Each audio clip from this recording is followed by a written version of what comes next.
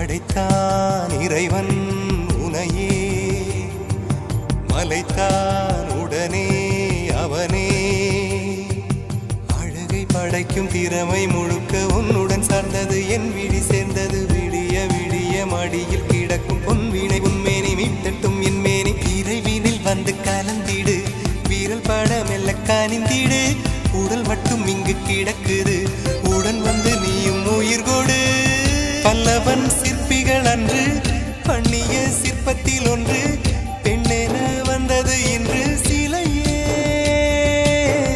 பல்லவன் சிற்பிகள் அன்று பண்ணிய சிற்பத்தில் ஒன்று, பெண்ணே